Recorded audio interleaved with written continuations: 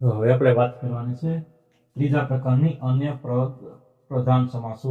હવે આપણે વાત કરવાની છે ત્રીજા પ્રકારની અન્ય પદ પ્રધાન સમાસો. તો એની અંદર સૌપ્રથમ આવે છે આપણે ઉપપદ સમાસ. અન્ય પદ પ્રધાન સમાસોની અંદર સૌપ્રથમ આવે છે ઉપપદ સમાસ. તો ઉપપદ સમાસની અંદર એવું હોય છે કે પૂર્વપદ જે હોય છે એ નામિક હોય છે અને ઉત્તરપદ ક્રિયાવાચક હોય છે. ઉપપદ સમાસની અંદર પૂર્વપદ નામિક અને ઉત્તરપદ ક્રિયાવાચક હોય છે.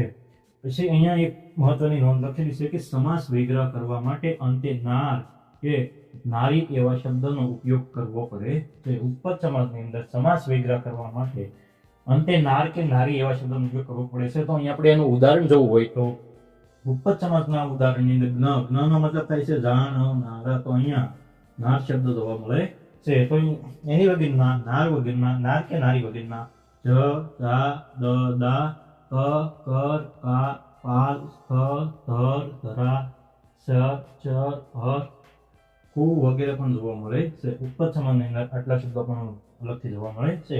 એની પછી આપણે વાત કરવાની છે બહુવ્રીહી સમાસની. હવે એની પછી આપણે અન્ય પદ પ્રધાન સમાસોની અંદર બીજા નંબરનો બહુવ્રીહી સમાસ. તો એની અંદર વિશેષણ અને વિશેષણનો સંબંધ હોય છે. બહુવ્રીહી સમાસની અંદર વિશેષણ અને વિશેષ્યનો સંબંધ જોવા મળે છે. સમગ્ર પદ અન્ય કોઈ પદના વિશેષણ તરીકે કામ કરે છે. સમગ્ર પદ અન્ય કોઈ પદના વિશેષણ તરીકે કામ કરે છે. તો આવી રીતના બહુવ્રીહી સમાસ આપણે ગણી શકાય. હવે અન્ય પદ પ્રધાન સમાસોની અંદર છેલ્લો સમાસ એટલે કે અવયવી ભાવ સમાસ. તો એની અંદર જોવા મળશે ક્રિયા વિશેષણ. એની પછી અહીંયા પ્રતિ વર દર યથા આ થી શરૂ થતા શબ્દો અવયવી ભાવ સમાસ છે. આવા જો શબ્દો જોવા મળે તમને તો એ પણ અવયવી ભાવ સમાસ છે. તો એનું આપણે ઉદાહરણ જોવું હોય તો ઉદાહરણમાં પ્રતિદિન. તો અહીંયા તમને પ્રતિ શબ્દ જોવા મળે છે. યથારૂપ અહીંયા તમને યથા શબ્દ જોવા મળે છે.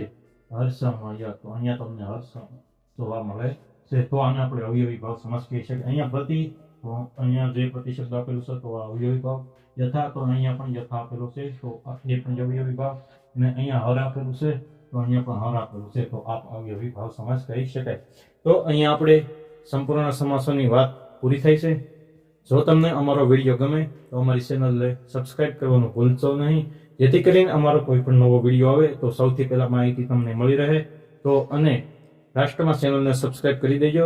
અને ધોરણ 8 થી 12 જે અભ્યાસ કરતા હોય તે વિદ્યાર્થી મિત્રો માટે ખૂબ જ ઉપયોગી આ સમાસ થઈ શકે છે. પરીક્ષાની અંદર પણ ખૂબ જ ઉપયોગી થઈ શકશે. તો શેર કરવાનું પણ ભૂલશો નહીં. તો અંતમાં like, share, comment and subscribe કરવાનું ભૂલશો નહીં.